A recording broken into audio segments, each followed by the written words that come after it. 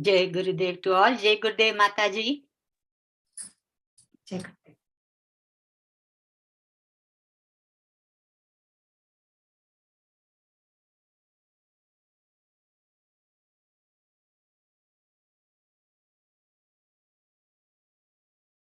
Jai Gurudev Hemaji. Jai Gurudev to all. So, it is time to start. We will begin with Sahana Bhavatu. Sachit, are the Vedic Pandits connected? No, ma'am.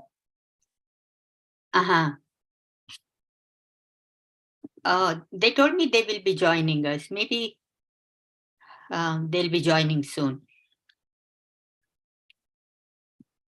Any volunteers to do Sahana Bhavatu? Yes, madam. Yes, please go ahead. Om Sahana Bhavatu Sahano Bhunaktu Saha Viryam Karavavahe Tejasvina Vadhitamastu Ma Vidvishavahe. Om Shanti Shanti Shanti. Thank you, Dr. Bhavanaji. So, we will begin our Gita study now. And like I mentioned last time, there is a slight change in the format. We will do Charcha first and then do Group TM and Gita Parayana. So first I will do the recap of the last session. Mala, please. Sanjaya Uvacha Kripaya Paraya Vishtaha Vishidanidamabravit Drishtvemam Swajanam Krishna Yuyutsum Samupastitam. Possessed by extreme compassion, spoke this in grief. Seeing these, my kinsmen, O Krishna, gathered eager to fight. Sidanti mama gatrani mukham cha parisushyati Vepatuscha sarire me Romaharshascha jayate. My limbs fail and my mouth is parched. My body quivers and my hair stands on end. Okay, so in the last few shlokas, we have learned that Arjuna was eager to fight initially, but his mental status suddenly takes a U-turn. Why? Because after Sri Krishna Bhagavan places his chariot in front of Kaurava's army, and especially in front of Bhishma and Drona, and calls him Partha, which means son of Pritha. Pritha is Arjuna's mother. And Sri Krishna Bhagavan says, quote, "Behold these Kurus gathered together." So when he hears his mother's name, immediately he experiences a huge wave of love that fills his heart. And now, because his thinking had changed with this emotion, he begins to see his close relatives in the enemies. And so now he's saying, oh no, I cannot fight. And there is a big conflict between his heart and mind. Mind is saying you should fight because it's your duty. But the heart is saying, no, you cannot kill them because they are your close relatives. So in verse 28, we have seen that the cause of suffering is duality. Upanishads say, Dvitiyadvai bhayam bhavati, means certainly fear is born of duality. So what is this duality? There is heart and there is mind. When they're united, it is one. When there is harmony between heart and mind, there is unity and there cannot be suffering. But when there is lack of coordination between heart and mind, and when there is a conflict, this results in suffering. So, duality is the fundamental cause of suffering. It is important to know this point and remember, because when we know the cause of suffering, then we can do something about it. But somebody may ask, when the entire field of life is dual in nature, in everything we see, duality, there are two things. So how can life be free from suffering? So we got the answer to this. The solution lies in the infusion into the field of duality of a non-dual element, which blesses man's life with the status unaffected by suffering. Even while he remains in the field where suffering is possible, one is not affected by suffering. This is Maharishi's quote from the commentary. So, Bhagavad Gita gives a solution to this problem, the fundamental cause of problem of suffering, and gives us a technique of living life without suffering at any level, material or spiritual. And as we all know, that technique is transcendental meditation. So now we will move on with verse 30. Go ahead, please. Sanskrit verse 30. Shall I do beginning? Go ahead. Gandivam sramsate hastat tvakchaiva paridahyate na cha shaknomyavasthatum bhramati vachame manah. Gandivam sramsate hastat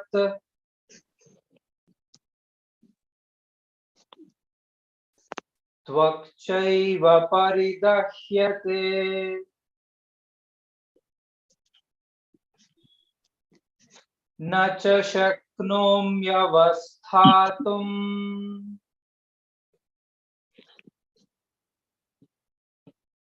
bhramati vachame manah. Gandiva, the bow slips from my hand, and even my skin burns all over. I am unable to stand, and my mind seems to whirl. Scientific research. Commentary, please, Anita ji. Okay. Gandiva slips from my hand. Arjuna's fast grip on Gandiva has been in response to the call of righteousness. His mind was completely dominated by the call of duty, and it was this which made him hold Gandiva fast. But now, after the wave of love created by Krishna Bhagwan, the power of love has filled his heart, and in its fullness equals the power of his mind. They balance each other, and therefore the power of mind no longer remains dominant. Consequently, his grip becomes loose and Gandiva slips from his hand. Never before had the bow slipped from Arjuna's hand. The wave of love causes this to happen. My skin burns. Arjuna has been overwhelmed with the power of love. The warmth of love is soothing and comforting. But when one burns his skin, we have seen that the power of dharma upholds existence and evolution. As long as love is on the level of dharma or on the path of righteousness, it helps evolution, supports life, and is soothing and comforting. But when the innocent power of love stands without supporting the path of righteousness, it is influenced by negative forces and becomes a means of destruction, misery, and suffering. In thinking that he could avoid fighting, Arjuna is deserting the cause of righteousness, and so he feels his skin burning in the warmth of love. Unable to stand, love with the power of righteousness makes a man strong, but without it leaves him weak. Arjuna has been overcome with love, which threatens to overthrow the cause of righteousness. Therefore, it is no surprise that he feels weak, unable to stand. Mind seems to whirl. Arjuna is overtaken by the qualities of heart, but Arjuna's mind is strong. It has the essential qualities of a brave man. Even when his heart is overwhelmed by the force of love, his mind is active and alert. The alert mind put out a great force to change the course of the heart. It is as if the car of Arjuna's life were being driven with great speed on the road of love, and there came a force of mind to reverse the direction. This attempt at reversing the flow of the life stream produces the impression that his mind is whirling. The scientific research of the verse 30 is verified through Maharishi transcendental meditation, improved organization of thinking. Mind seems to whirl, relates to increased orderliness of brain functioning, increased integration of brain functioning, greater ability to process information at speed. Jai Gurudev.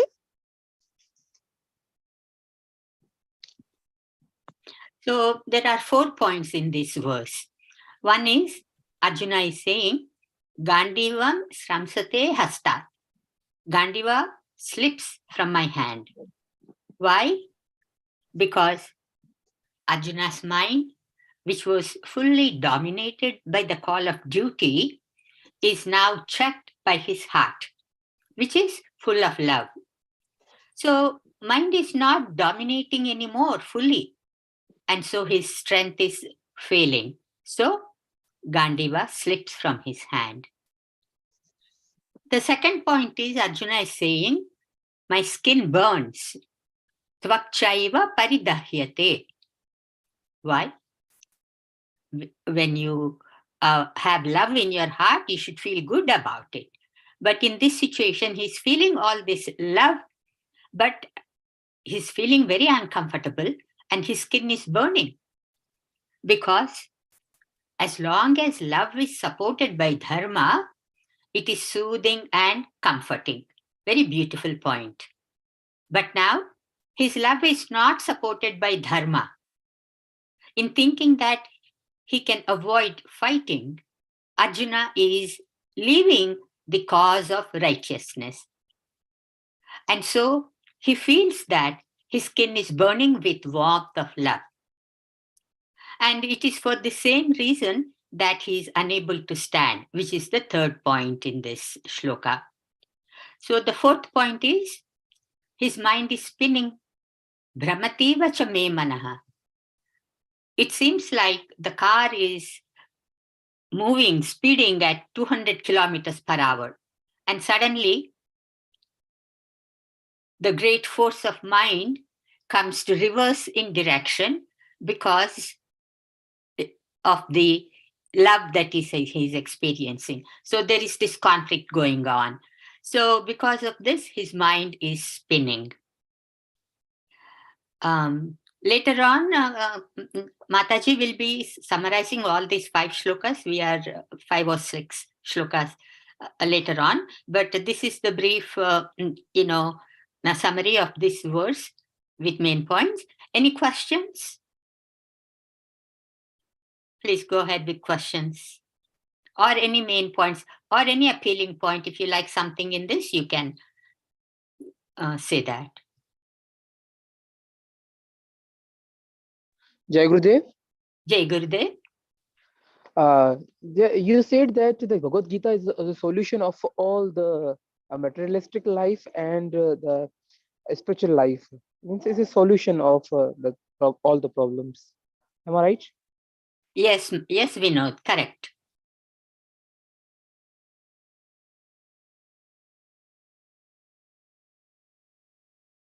So you got the answer?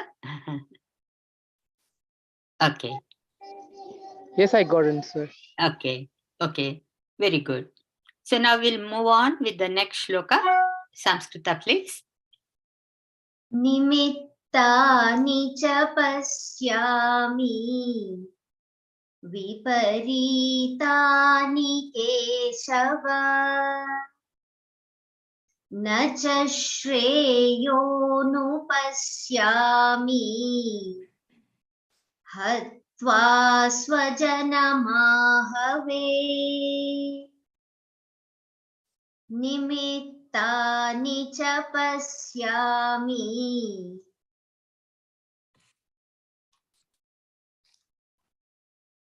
viparitani Keshava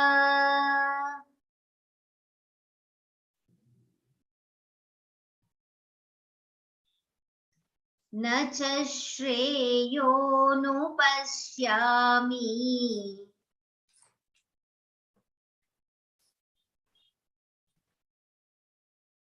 hatva swajanamahave.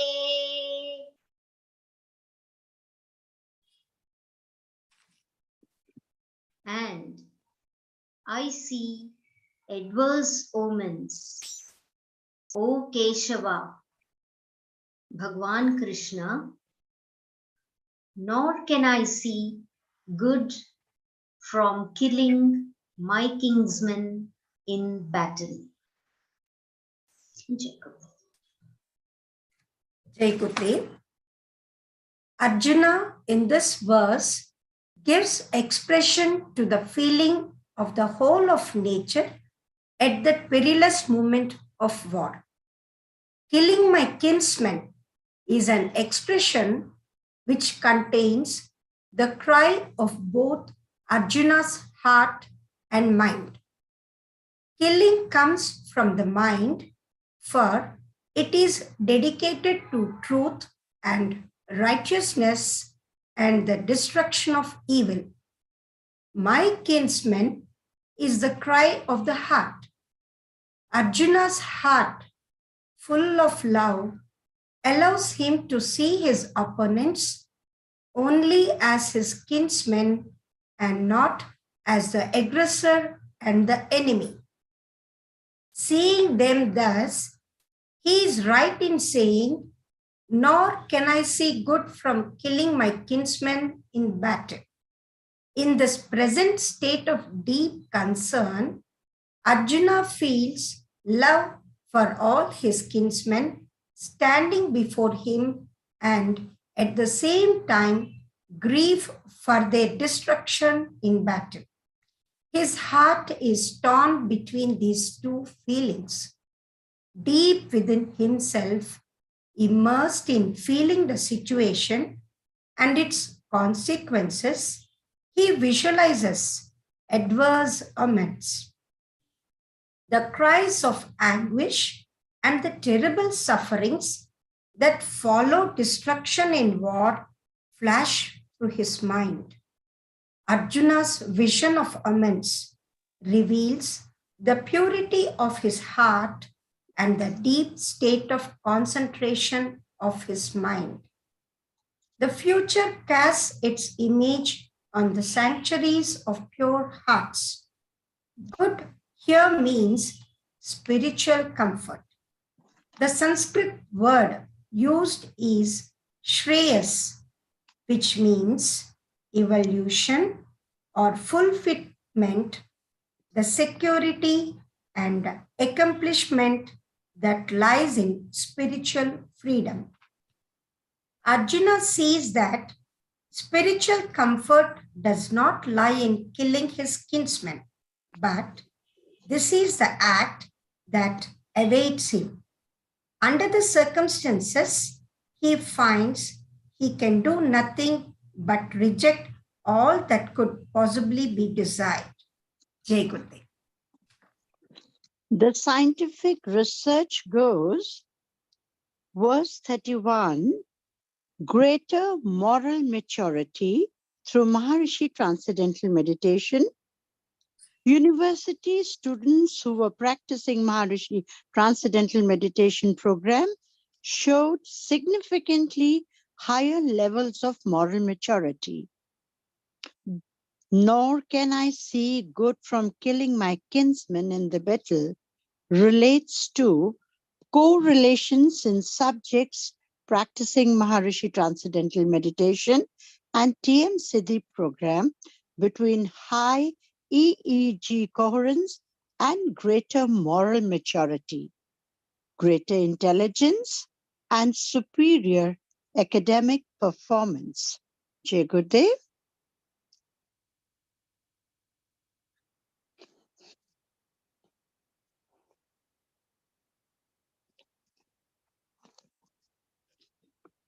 Yes, Hemaji.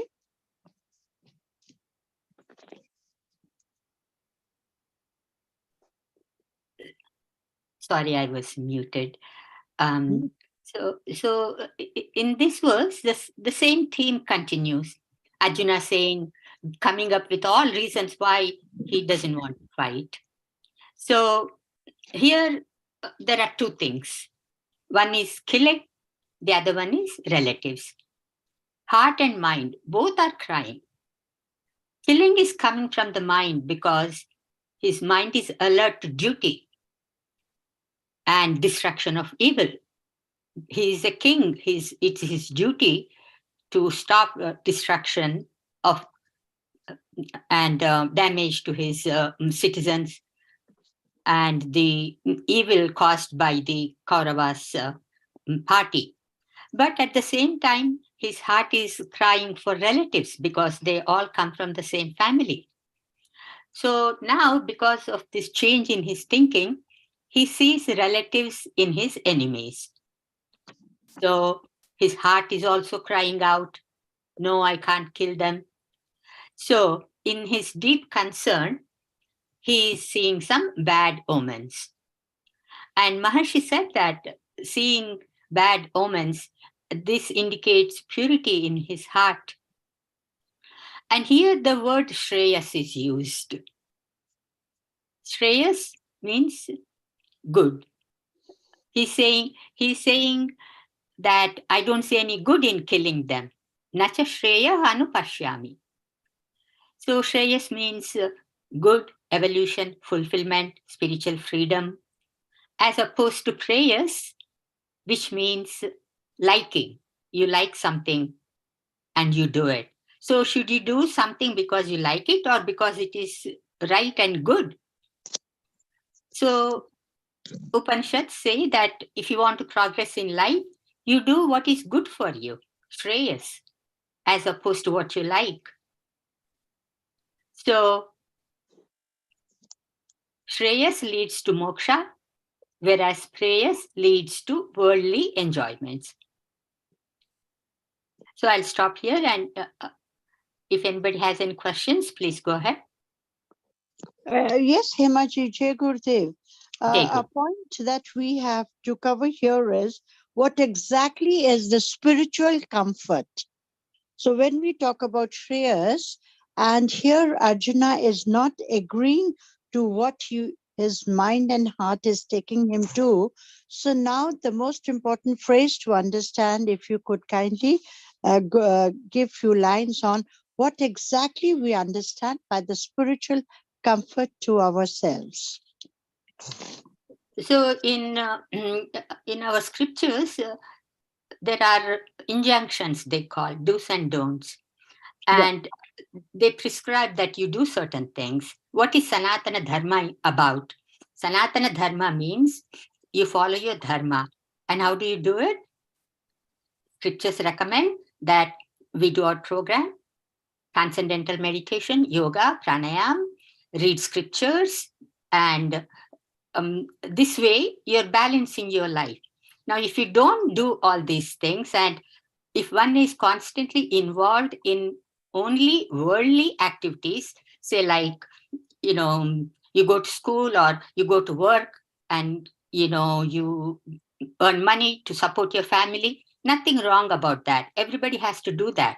Follow your dharma in the relative also. But if you are caught up in the worldly activities without following your dharma, which is self-realization, basically, you're not doing transcendental meditation or yogasanas or pranayam or not, you don't have time to read the scriptures. Vedam nityam adhiyatam. Every day, little bit of Veda should be read. And that is on two levels. One, you transcend, you experience Yes. aham, vedoham. And second thing, you read also, like, we read Bhagavad Gita or Vishnu Sahasranama, you listen to it like that. So that way you have balance in life. So if you don't have that balance, that causes problems and suffering in life. So that what is good is being told in the scriptures. That is shreyas as opposed to prayers, which means, oh, I like to go to movie, so I go to movie. Okay, it's okay to go to movie, but first you do your meditation 4 o'clock, then you go to movie at 5 o'clock. So if you balance your life like that, then there is maximum happiness and success in life. Thank you, Jagadev. Yeah, this is a good point you brought out, because it should be clear in everybody's mind that worldly enjoyment is not bad thing. Only if it is not balanced by your spiritual activity, then Right. comes the problem. Right. Thank you, Emaj. You're welcome. Any other points? Or Mataji, would you like to add anything now, or do you want to reserve your comments to the end?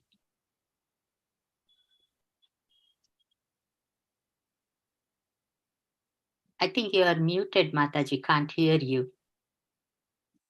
Yeah. Okay, I unmuted. Yeah. I'll reserve them to the end, Hemaji. Okay. Yeah, that's fine. That's good. So we'll move on with the next shloka, 32. Go ahead, please, Samskrita. Jai Gurudev. न काङ्क्षे विजयं कृष्ण न च राज्यं सुखानि च किं no राज्येन Govind किं भोगैर्जीवितेन वा न काङ्क्षे विजयं कृष्ण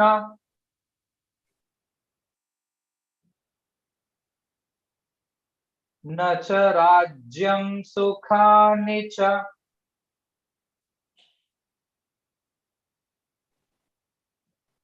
किं no राज्येन Govind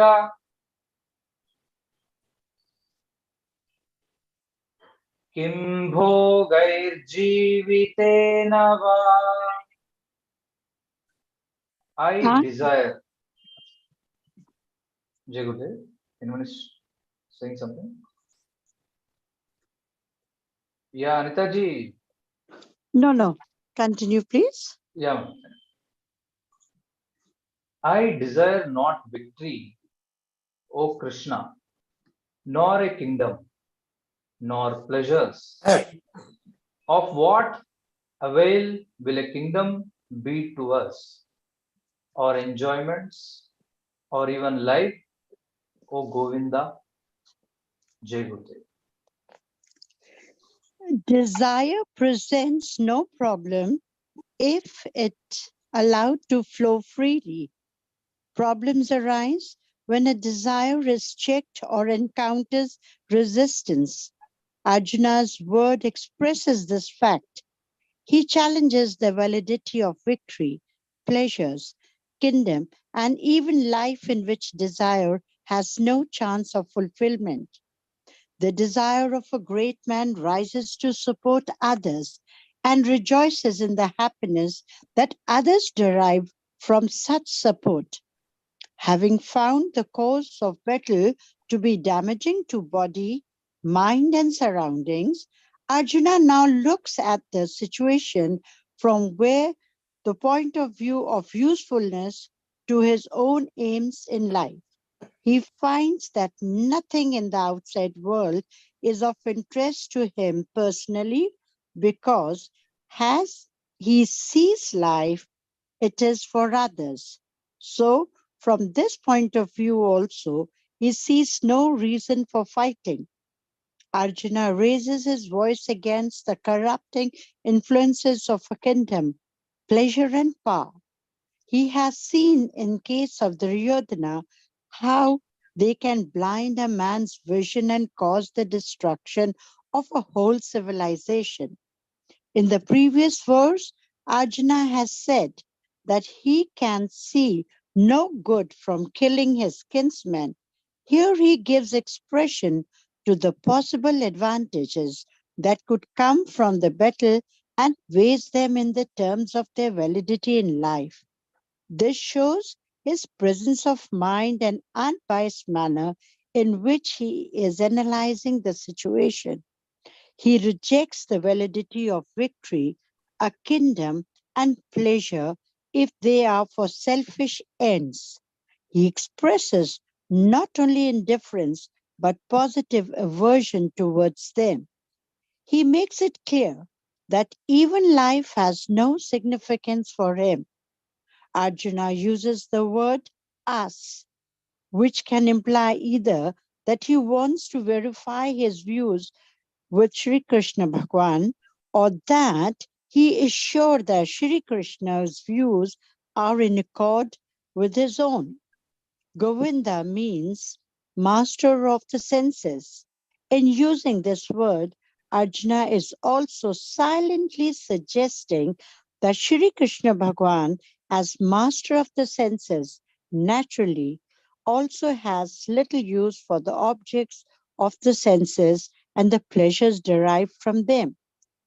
In his present state of deep contemplation, when Arjuna finds significant is dedicated way of life. In the next verse, he says clearly that his whole life is dedicated to others. The scientific research of verse 32, verified through Maharishi Transcendental Meditation, relates to increased field independence, broader comprehension, and greater ability to focus. Of what avail will a kingdom be to us, or enjoyments, or even life? Relates to correlations in subjects practicing Maharishi Transcendental Meditation and TM Siddhi program between high EEG coherence and both high levels of principled moral reasoning and a unified cosmic perspective on life, increased moral maturity, and improved comprehension, improved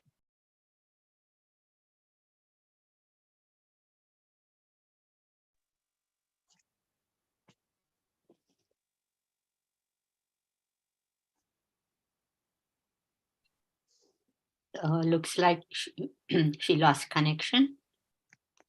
Oh, no, it's over, Hemaji. Oh, it's over. No, Okay. yes, I'm Okay. over with scientific research. Okay. Mhm. Thank you, Anitaji. Now I would like to introduce Aruna Kishore. She will be commenting and making main points for this verse.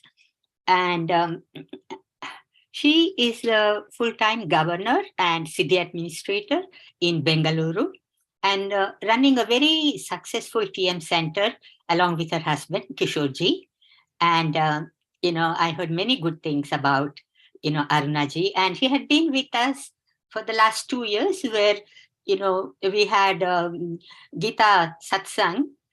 And she contributed greatly to all these Gita sessions. And she's very well established in, Maharishi knowledge. And we are really happy to have her with us today. Aruna, please go ahead. Jai Gurudev, everyone. Thank you so much, Hemaji, for this opportunity. It's a joy to connect to all of you online today. And in this verse, in the 32nd verse, Arjuna says, Nakankshe Vijayam Krishna. I do not desire victory. And here Maharishi briefly comments about desire. He says desire presents no problem if it's allowed to flow freely. When does problem arise? When desire encounters resistance.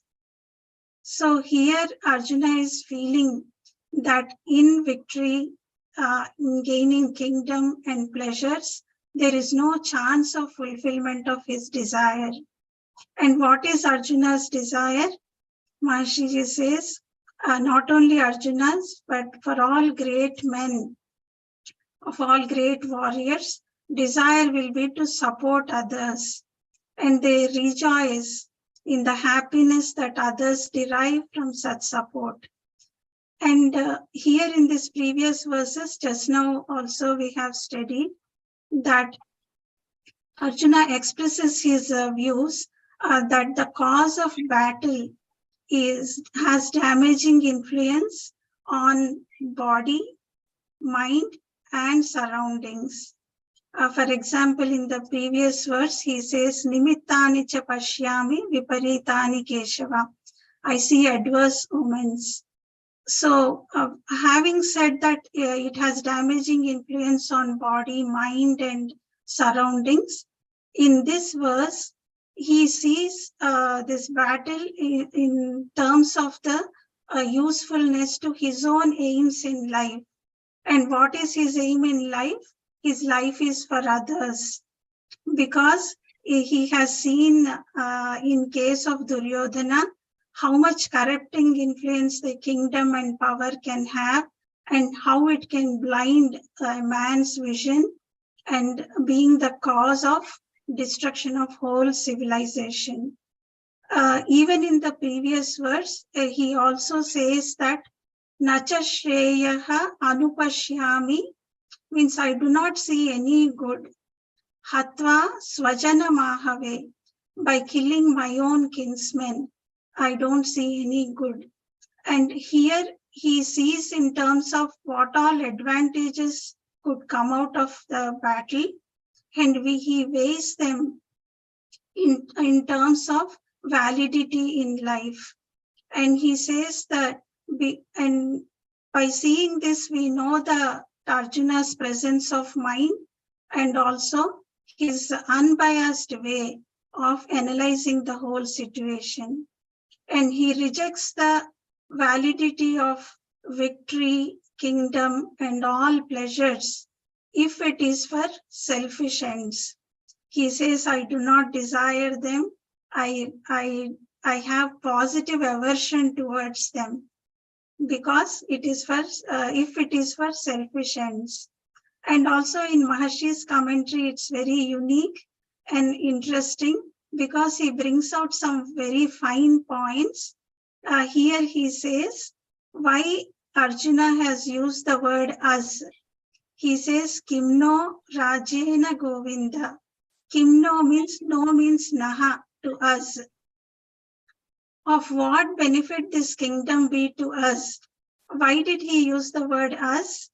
Because this shows that Arjuna wants to verify his views, and or he is sure that his views are in accord with Sri Krishna's views.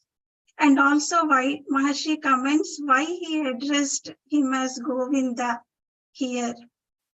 Govinda means master of senses. Maybe he is silently suggesting that Sri Krishna, being the master of senses, all these objects of senses and the pleasures that arise from these objects of senses will be of little use to him.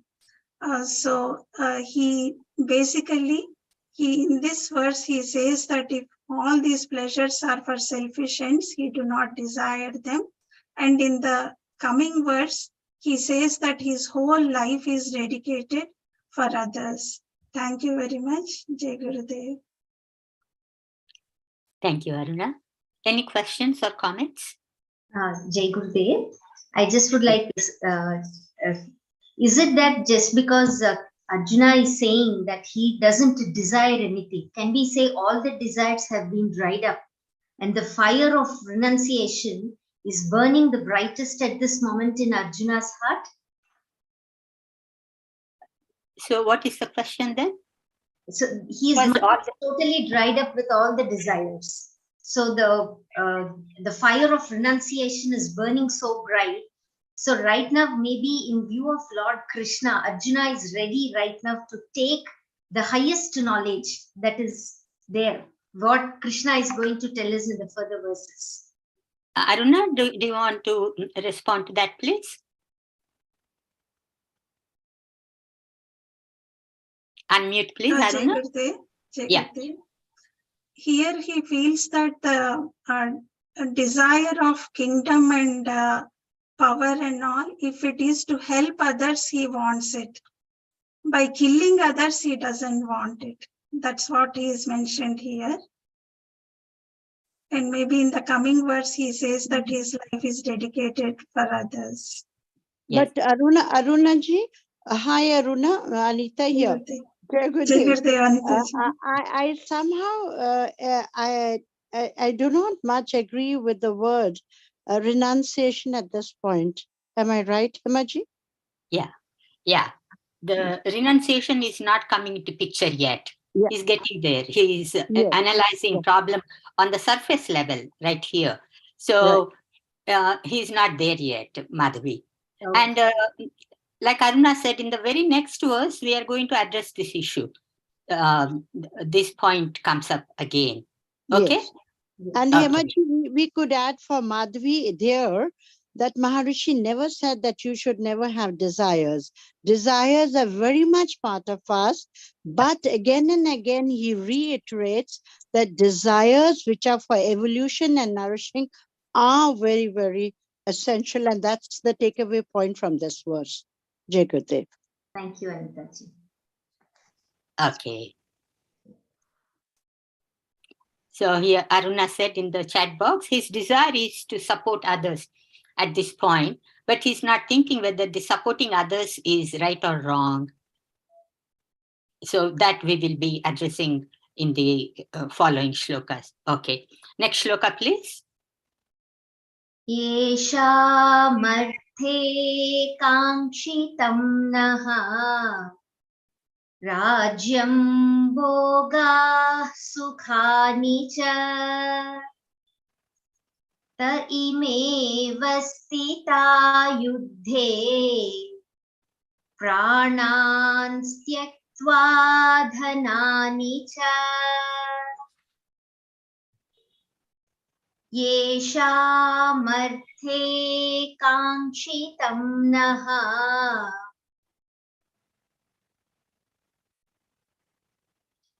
Rajyam bhoga sukhani cha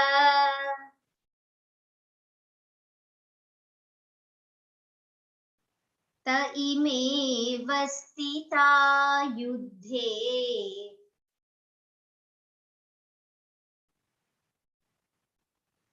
pranan styaktva dhanani cha.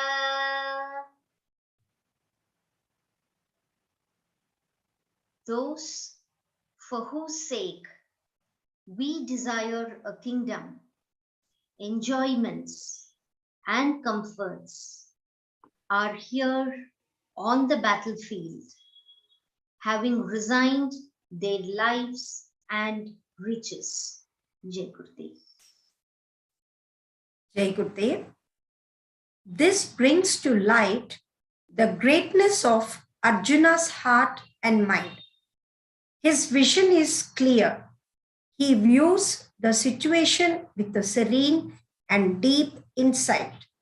His logic is profound. His thought is balanced and noble. His feeling is for others.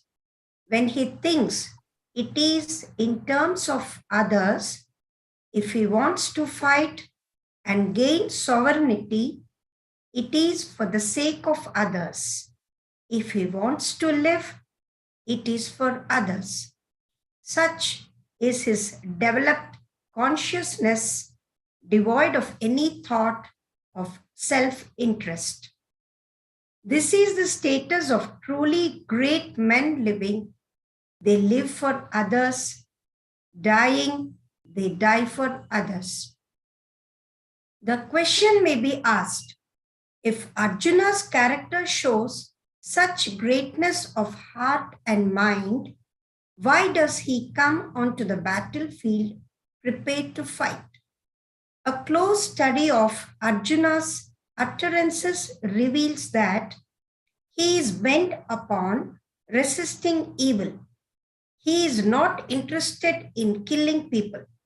He wants to destroy the evil without destroying the evildoer. It is a noble ideal.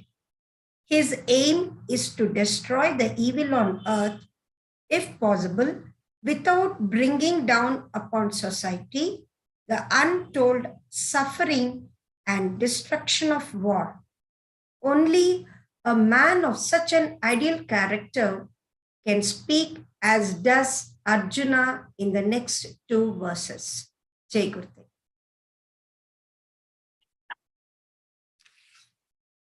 The scientific research of verse 33, verified through Maharishi Transcendental Meditation, goes like, after 1 month of practice of Maharishi Transcendental Meditation program, individuals develop a more strongly defined sense of self-concept in comparison to matched controls.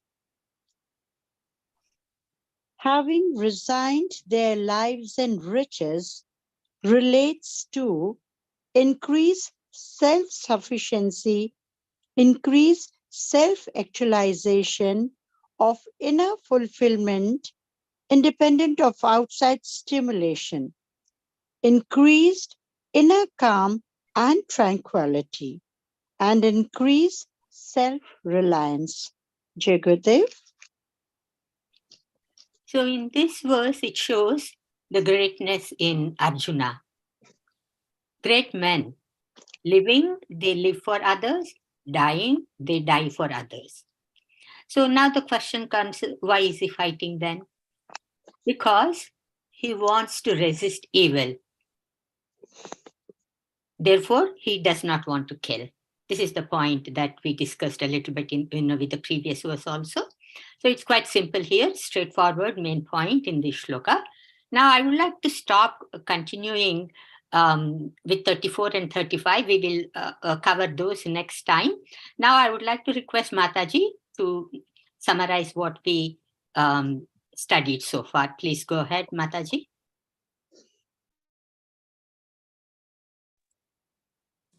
Jai Gurudev to all of you. So I'm happy to be here. I have a little cough. Hopefully, it will not interrupt. What Maharishi Ji has brought out with this Bhagavad Gita is truly amazing and unfathomable.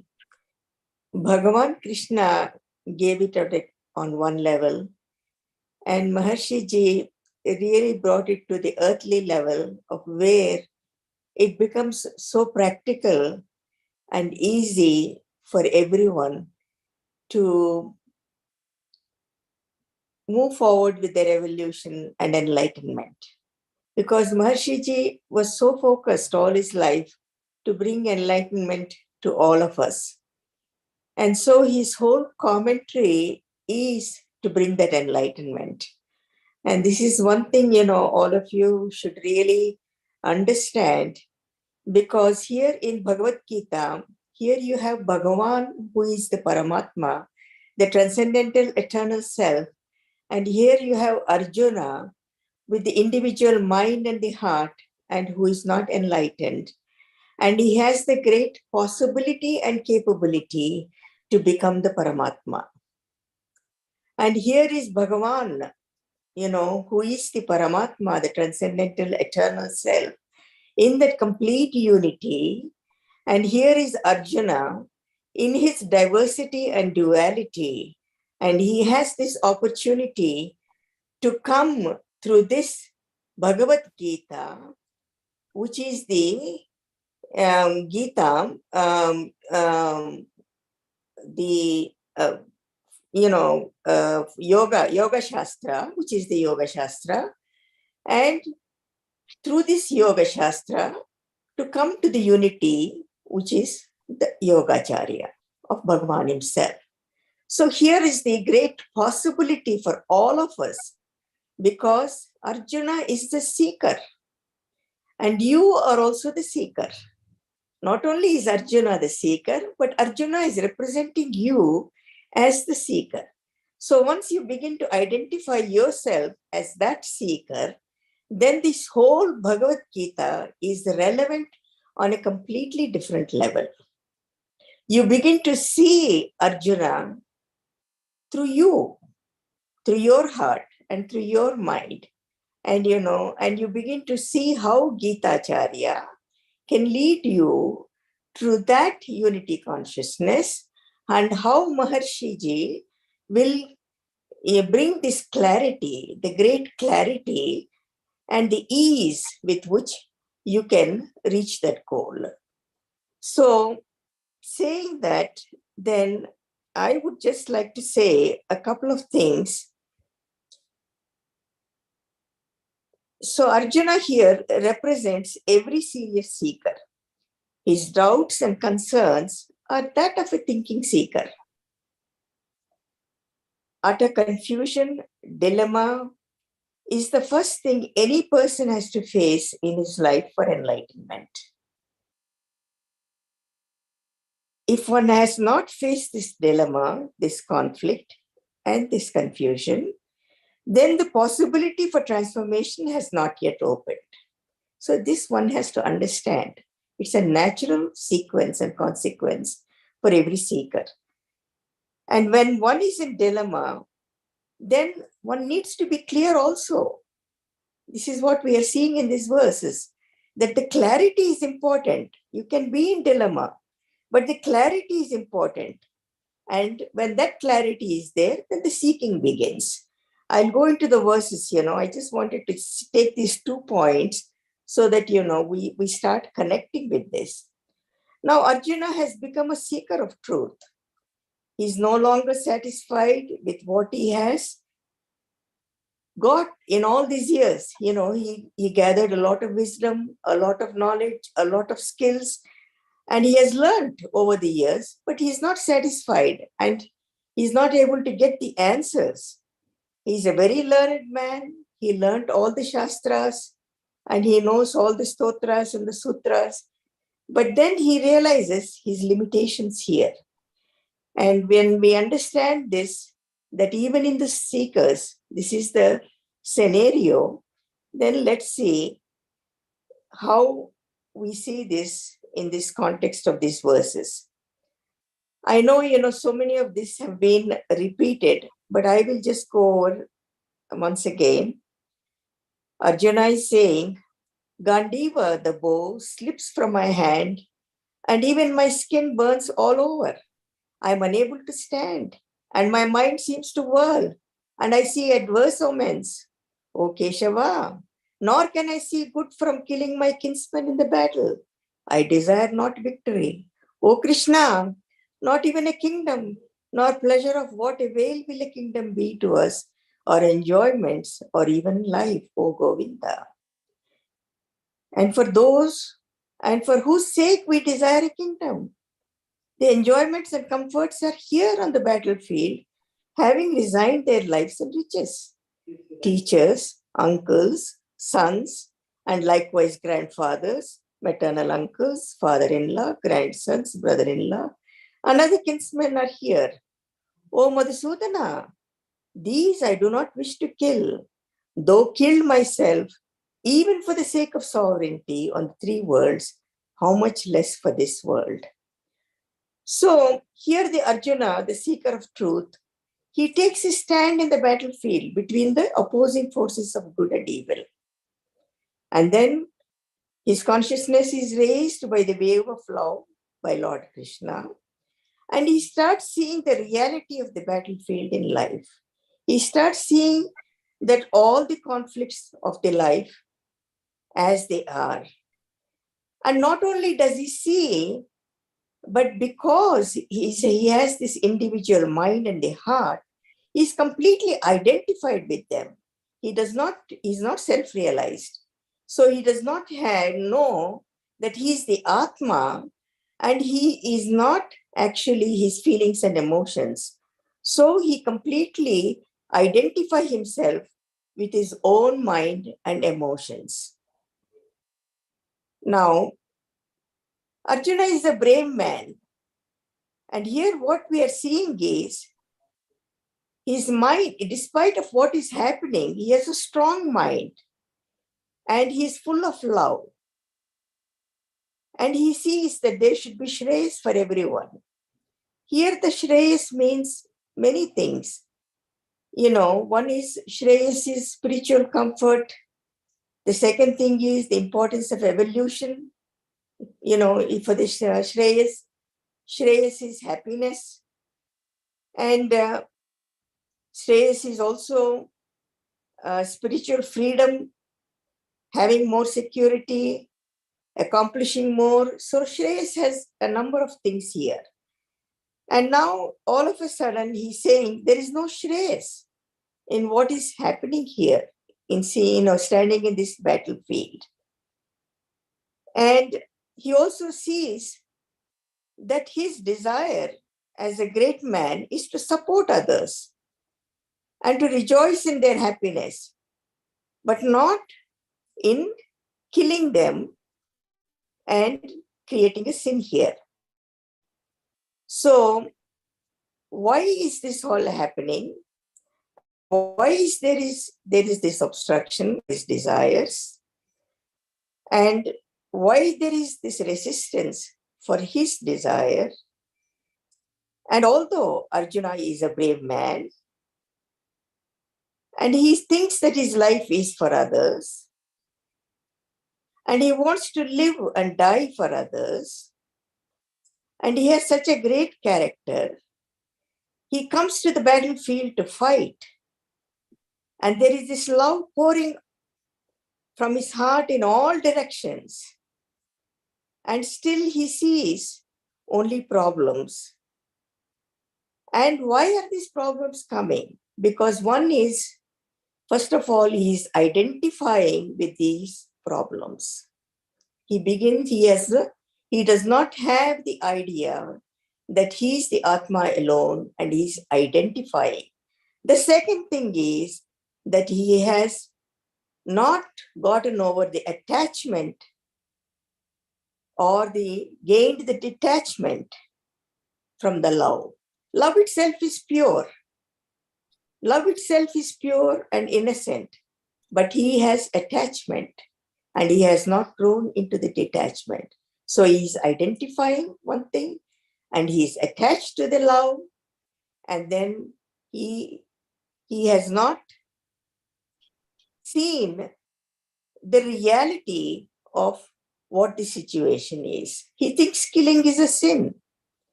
He thinks pain and suffering should not be there. He should fight a war, but he thinks he should not kill and there should not be pain and suffering. How can that happen? It cannot happen. So he's deeply pondering on issues. He's saying, he's two issues here, with two opposing issues. One is happiness and one is suffering. And he's not able to go beyond that. So, and then he's seeing these as sin and virtue. He thinks that suffering is sin and happiness is a virtue. Now,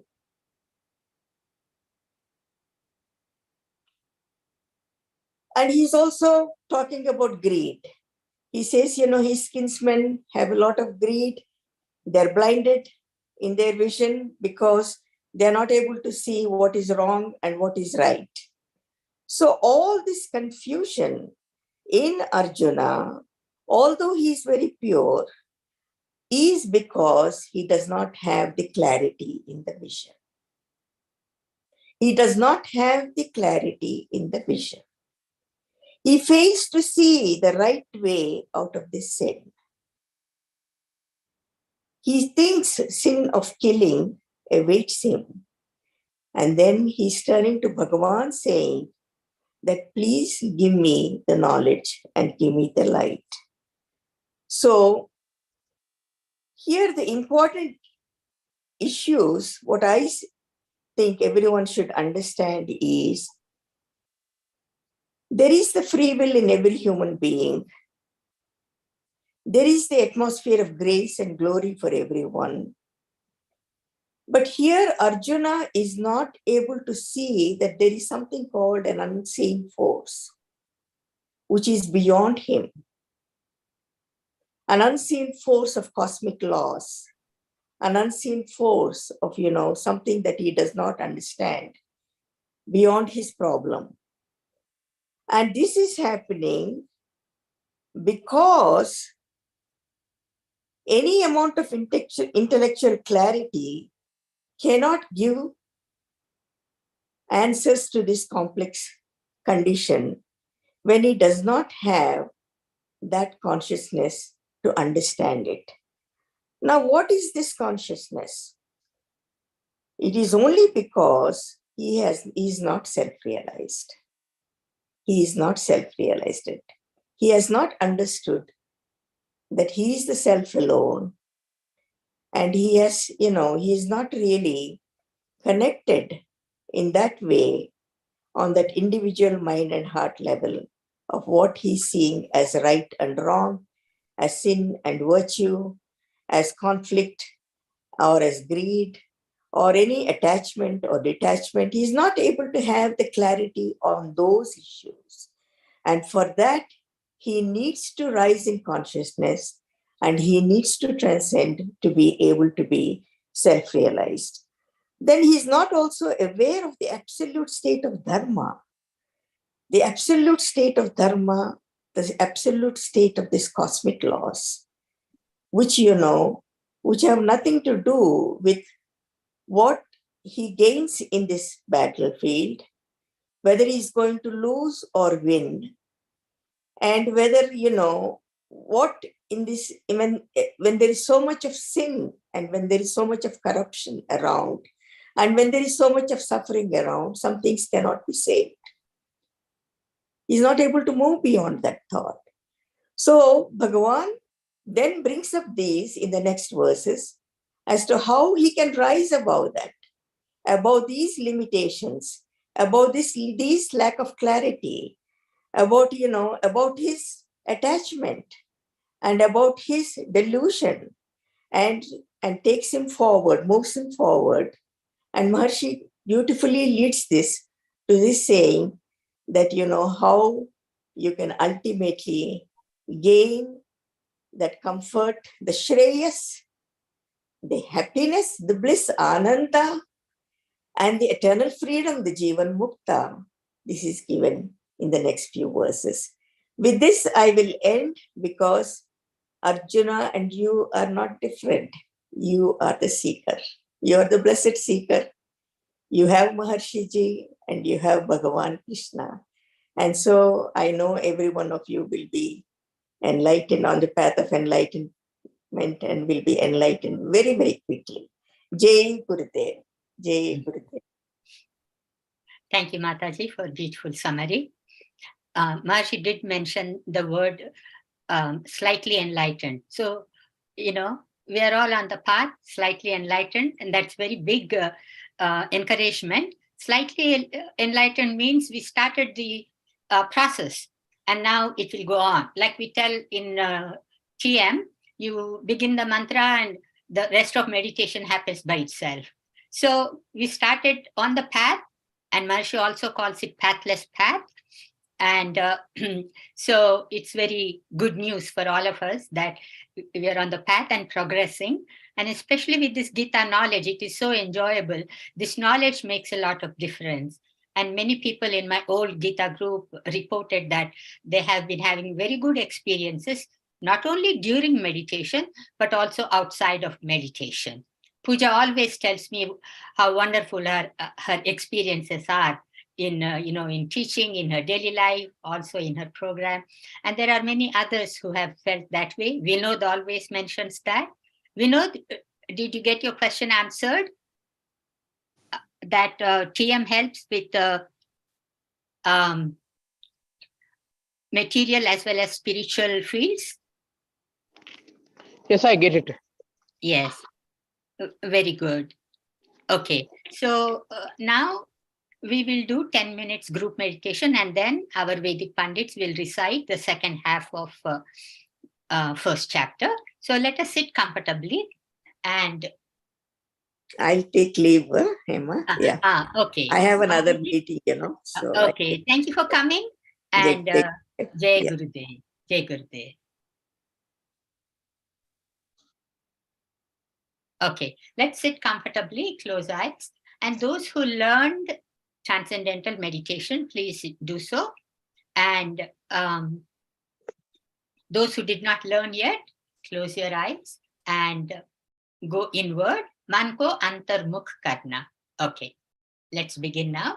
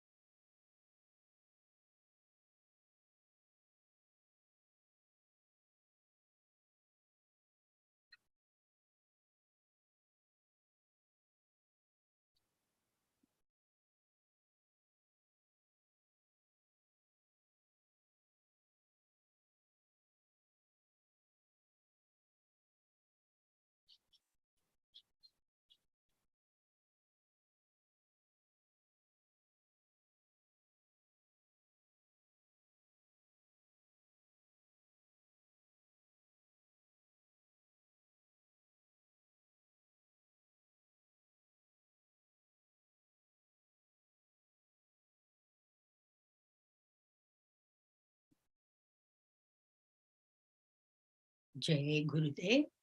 Take a minute or so and slowly open the eyes.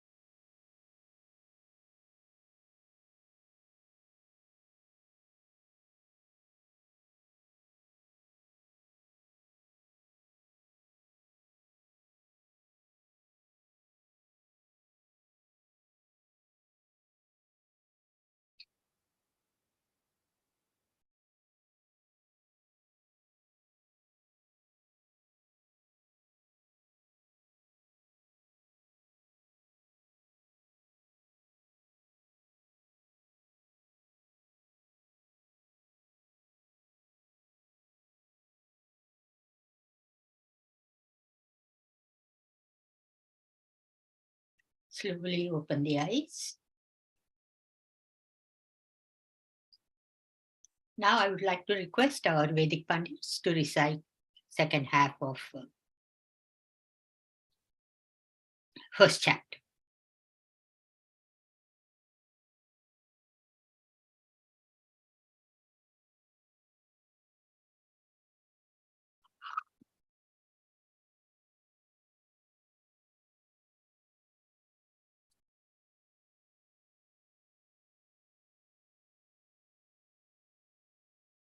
Jai Gurudev.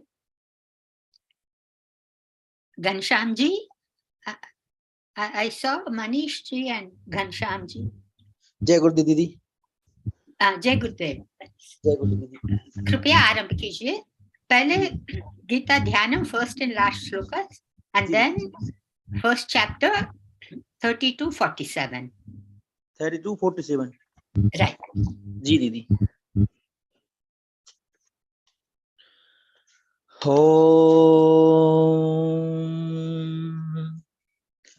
पार्थाया प्रतिबोधितां भगवता नारायणेन स्वयं व्यासेनाग्रथितां पुराणमुनिना मध्ये महाभारतम् अद्वैतामृतवर्षिणीं भगवतीम्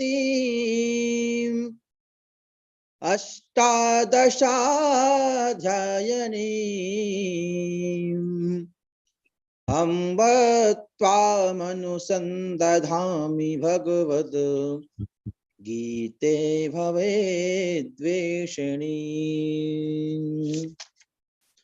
ॐ यं ब्रह्मा वरुणेन्द्ररुद्रमरुतः स्तुन्वन्ति देव्यैस्तवैर्वेदैः साङ्गपदक्रमोपनिषदैः गायन्ति यं सामगाः ध्यानावस्थिते तद्गतेन मनसा पश्यन्ति यं योगिनो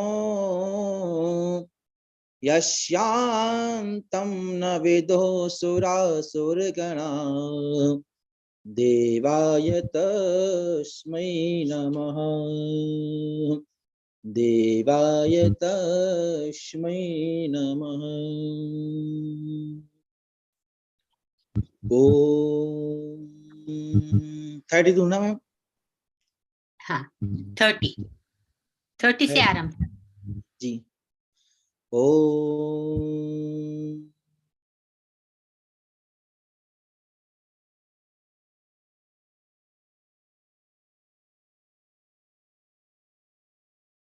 ॐ गाण्डीवं संसृते हस्त्वा त्वक्चैव परिदह्यते न च शक्नोम्यवस्थातुं भ्रमतीव च मे मनः.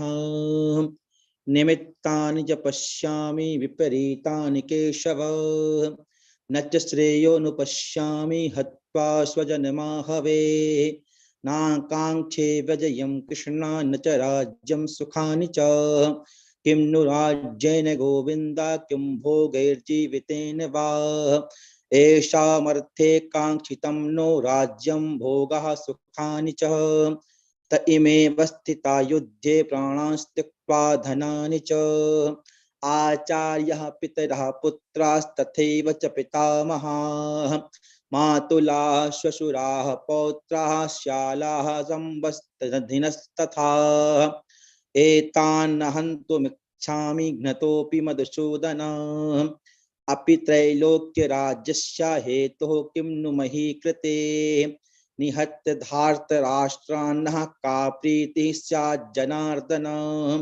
पापमेवाशयेदस्मान् हत्वैतानाततायिनः तस्मान्नार्हा वयं हन्तुं धार्तराष्ट्रान् स्वबान्धवान् स्वजनं हि कथं हत्वा सुखिनः स्याम माधव यद्येते न पश्यन्ति लोभोपहत चेतसः कुलक्षयकृतं दोषं मित्रद्रोहे च पातकं कथं न ज्ञेयमस्माभिः पापादस्मान् निवर्तितुं कुलक्षयकृतं दोषं प्रपश्यद्भिर्जनार्दन कुलक्षये प्रणश्यन्ति कुलधर्माः सनातनाः धर्मे नष्टे कुलं कृष्णम् अधर्मोऽभिभवत्युत अधर्माभिभवात् कृष्णा प्रदुष्यन्ते कुलस्त्रियः स्त्रीषु दुष्टासु वार्ष्णेया जायते वर्णशङ्करः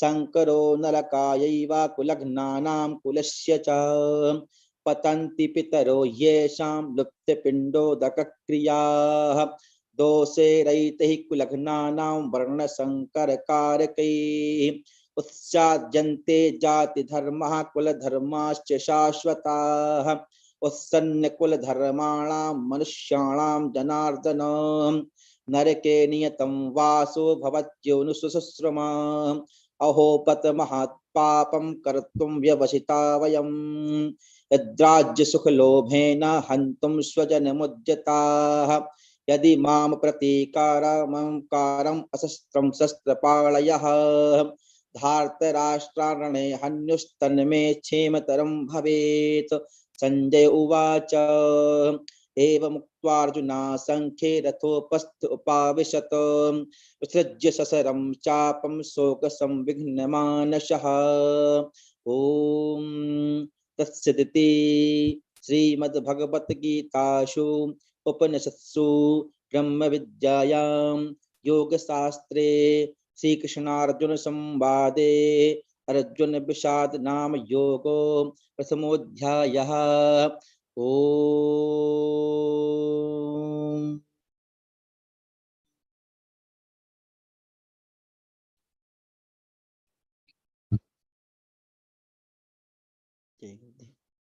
Thank you, Manishji.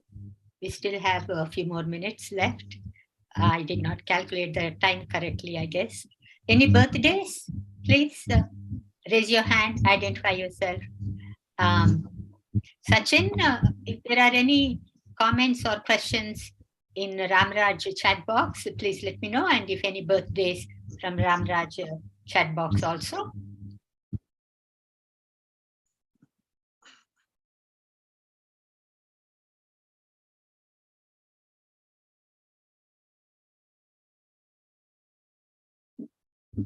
No questions, no birthdays. Okay. So today is 8th of January, and our big celebration is coming up, Maharishi's birthday, January 12th. Traditionally, Maharishi always celebrates on 12th. And I encourage all of you to watch the celebration online. Hope all of you know how to log in to watch the celebration. Otherwise, you can ask me. I can give the details on how to join. Aruna ji? Aruna ji said, Jai Gurudev. Thank you for coming, Aruna. That's big. Jai Gurudev, Himaji. Jai Thank you Gurudev. so much for the beautiful session. You're welcome, and thank you for coming and making your comments and main points. Very helpful. Anyone else? Vinod, do you have any more questions? This is the time to ask. We still have. Yes, sir. Yes, Arunaji. Oh, sorry, Hemaji. You said to celebration on the 12th. I also see some. Minaji also shared yesterday. So and 1 year gone. I am connected with you family. So I'm very happy. Yesterday I said Minaji that I'm connecting with you family of Maharishi ji last year. But I'm meditator since 2012, 2011.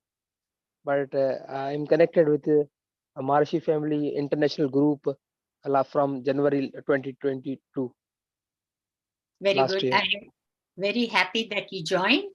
1 year has been completed. Yes, this is your first anniversary. And Yes. like I said, I have noticed that many people who are participating in Gita Satsang are getting benefited, a lot. And that's why we call it Satsang. Satsang means being with, quote unquote, good people. Meaning, something that is good for our evolution and that helps us to be happy in life and lead balanced lives. And that's the value of satsang. So you joined and you're in the company of your Maharishi Parivar. This is our spiritual family. We all, are together in this path on sadhana. We do, we all have the common technique of transcendental meditation, which, is extremely helpful for, all of us in moving forward in higher states of consciousness. And also another thing I noticed is that non-meditators are getting interested to learn to meditate. And that way, we are increasing the numbers. So more people meditating means more peace, and we all are contributing to world peace, which we all need desperately. Jai Gurudev, Hemaji. Jai Gurudev. Maria, go ahead. What you just said just reminds me of the quote of Maharishi, be with those with whom you can melt. Very nice. Yeah. Yes. And that's what one feels. One feels that softness of the knowledge on that very refined level, and the collective makes the light much stronger. Yes. That's beautiful. Thank you. Yeah. And also we all connect on the level of infinite correlation, on the level of Atma. There, that Atma is same in everybody, in you and I and all people around us, in the trees and plants and sky and everything. That Atma is same, it's everywhere. So when we get together in this kind of satsang, we are connecting on the level of infinite correlation. That's how world peace comes about. That's why Maharishi repeatedly instructed us to do the program with the group. When you do with the group, the effect is much more powerful. Very good. Thank you for adding that, Maria. Anybody else has any beautiful quotes of Maharishi? You can also share with the group. It's always such a joy to listen to Maharishi's quotes.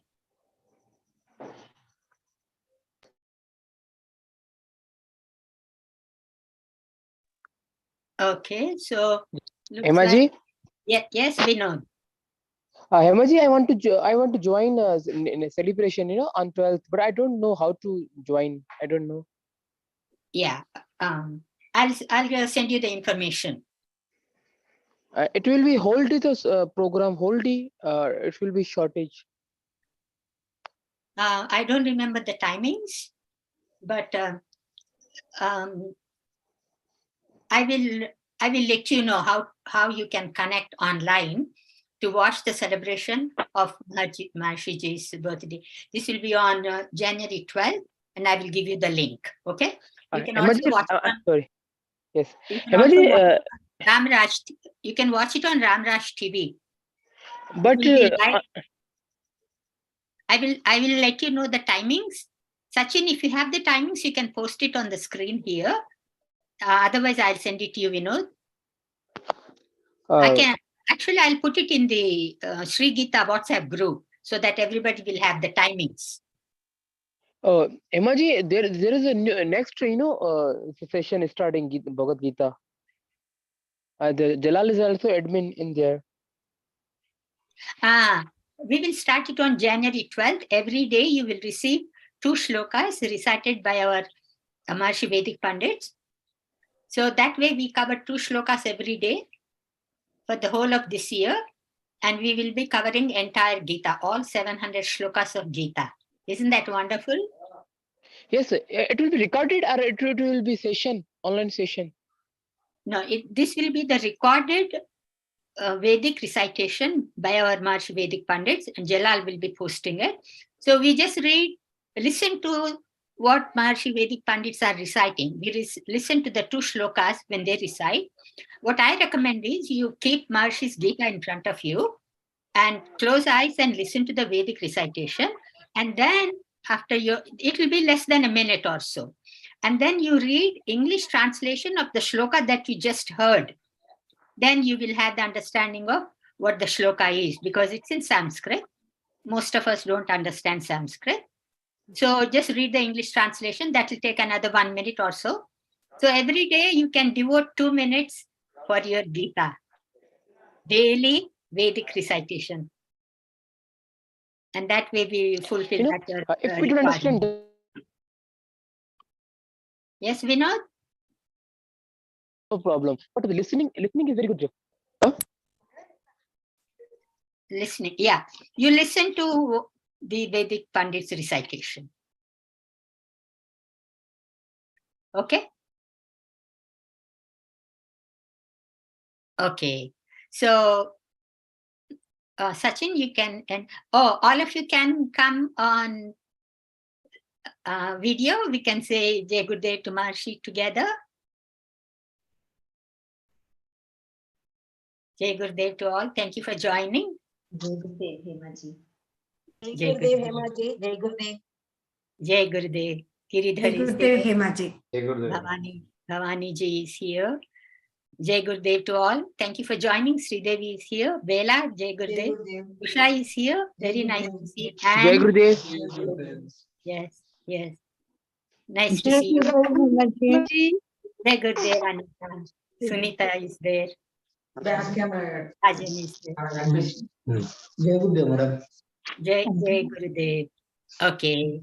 So, I think we can end the meeting now. Jai Gurudev. Thank you.